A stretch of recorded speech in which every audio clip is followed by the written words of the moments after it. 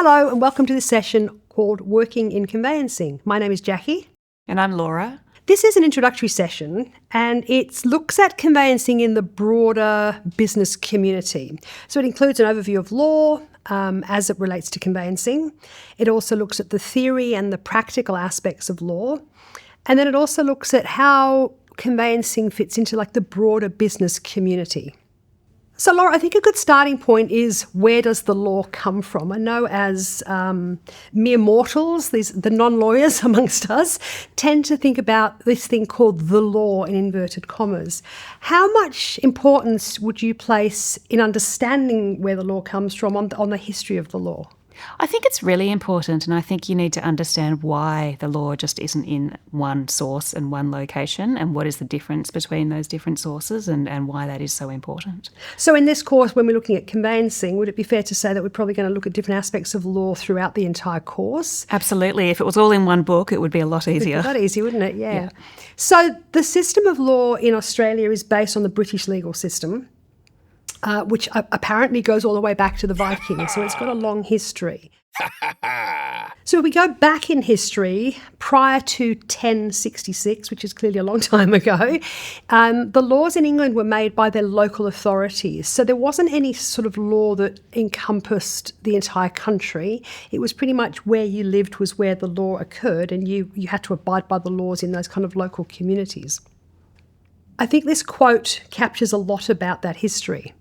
Land ownership in ancient England, as with most objects, depended primarily on possession. You had it, you owned it. You wanted it, you fought for it. You found it, you kept it. There were no courts or police force ready to recognise or enforce legal rights as we know them today. So let's go all the way back to 1066, when William, who was at the time the Duke of Normandy and later became known as William the Conqueror, invaded England. And he brought with him some Norman laws and he retained some of the local laws. What he discovered as he travelled the countryside and also employed justices to do the same for him was that the law varied from place to place. And one of his aims, I guess, ultimately, was to have the law common to all places. So as he travelled and his justices travelled around, they imposed his laws on all of the various places that they travelled to. And ultimately what his aim was to achieve law that was common to all areas. And that's the common law. Yes. Exactly. So that's the term that we use to this day, common law. But I think it's kind of interesting to know that that's where it came from, because common law implies some sort of ordinary law or something, doesn't it? Our understanding of the word common. I think that history is quite an interesting little piece. It is interesting, I think, and I haven't thought about that in years because, in day-to-day practice of law, we use common law as shorthand for what judge-made law or what cases say, as distinguished from the other source of law, which is legislation.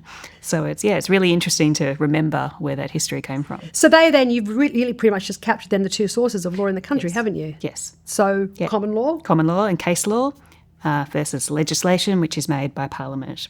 I think we probably need to delve into those two areas quite a bit more so we can get a true understanding of what they're actually talking about. Yes. So as the diagram illustrates, there's two sources of law: legislation, and which is made by Parliament, and then also the courts, which is judge-made law, case law, common law. They're all sort of words for the same things. So we might start with legislation because the majority of what you're doing as a conveyancer does stem from legislation. And you'll see on the diagram two sources. There's probably a third as well, which is local government, but three levels of government in Australia.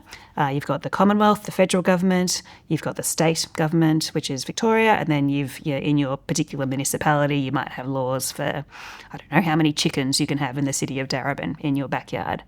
And as a conveyancer, you'll get asked questions about all three, and you need to know about all three and how all three interrelate and which ones overpower other ones.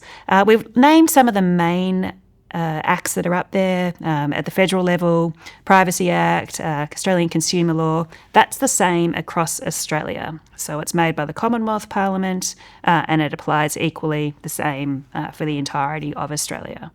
Then you've got all the state laws, and we've listed some of them there: the Conveyancers Act, the Duties Act, the Transfer of Land Act.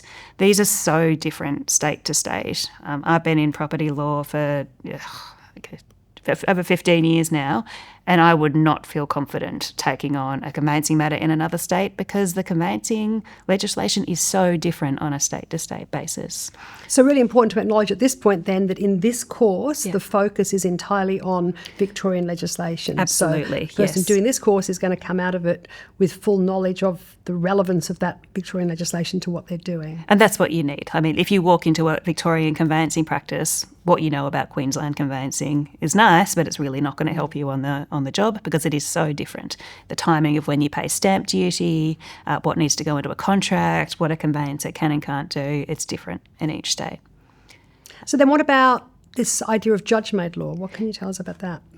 So there's just as there's different levels of parliament, there are different levels of courts as well.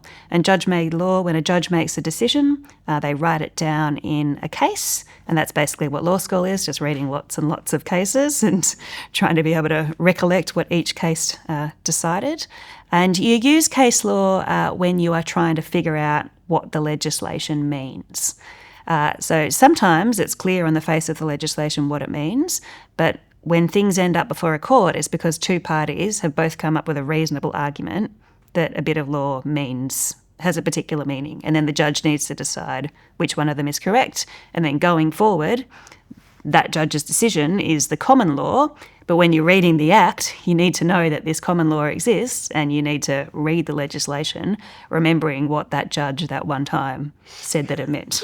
And so that's what they refer to as statutory interpretation. Yes, statutory interpretation. So that's literally a judge interpreting the statute. Yes, but when you appear before a court as a lawyer, you're making arguments about statutory interpretation. So you might say, this is a legislation that was put in place to protect consumers, so I think my interpretation is correct because this is about protecting home buyers. And then the other party might be saying, yes, but the meaning of the word